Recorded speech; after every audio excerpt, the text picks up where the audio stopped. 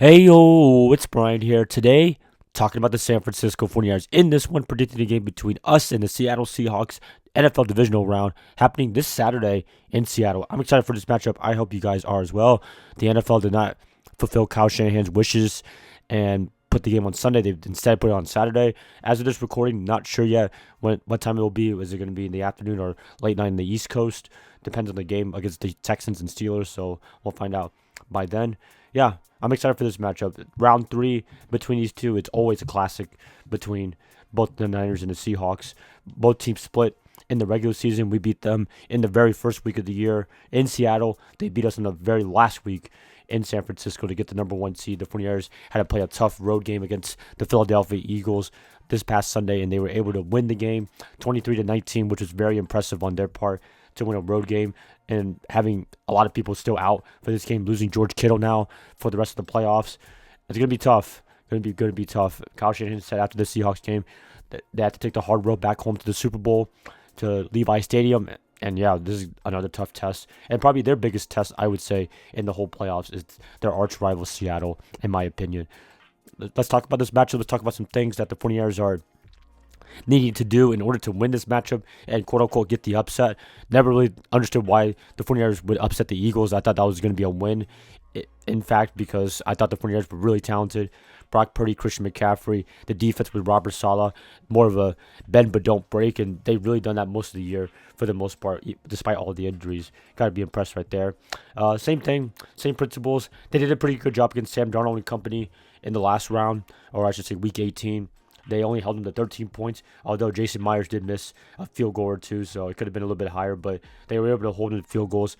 I believe only one touchdown, Charbonnet. Other than that, they did a pretty good job in that part. It's the offense that has to do more work. But luckily in this matchup, we will have Trent Williams in this Saturday matchup. He was not available Week 18.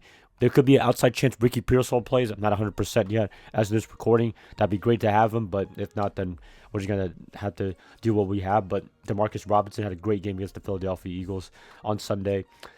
But having Trent in the trenches at left tackle, that is the guy to set everything going.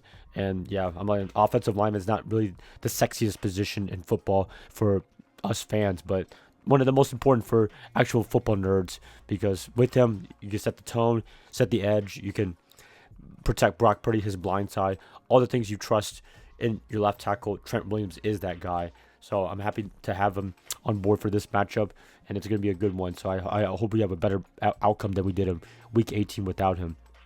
Some other things to look forward to: Mike McDonald versus Kyle Shanahan. Both are very good minds on both sides of the ball. Kyle's offense, Mike McDonald on defense. It's going to be another battle. I can't wait for that. What are the things to look forward to? It's in Seattle. It's going to be hostile. Well, hoping a lot of 49er fans show up. The first week, in week one, there was a lot of Niner faithful in that matchup, so I'm hoping for the same thing, but I expect to see a little bit more Seattle fans in this one. So it's going to be an intense one. An intense rivalry, always physical, no matter what. I mean, it's not as heated as it was before with Jim Harbaugh and Pete Carroll, but it's always a physical matchup, and for the most part, mostly competitive, and that's what we're looking for is a great playoff game, and hopefully the 49ers can blow Seattle out. That's always nice if we could do that, but unfortunately, I don't think that's going to happen because Seattle's just too good.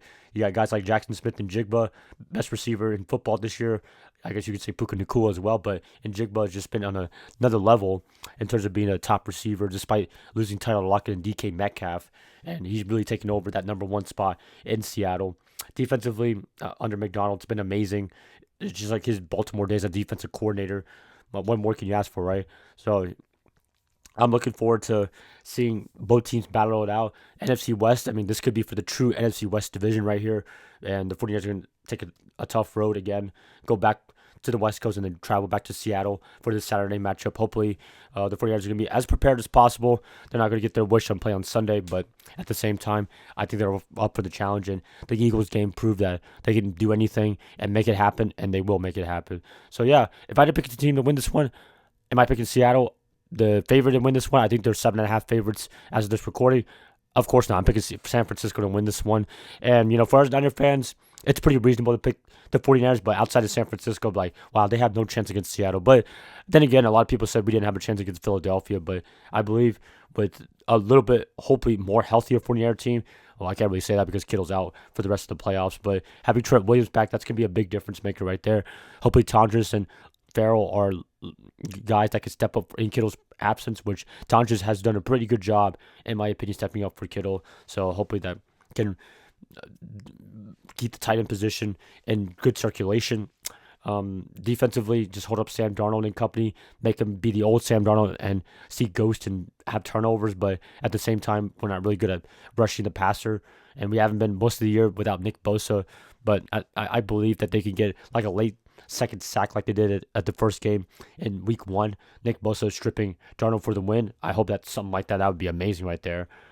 Purdy just got to lower the turnovers. He had 2 against Philadelphia, and they were still able to win this game. But I believe Seattle, they thrive on turnovers, and they score a lot of points in turnovers, and that's what cost us in the Seattle game, Week 18, and he can't have that happen again.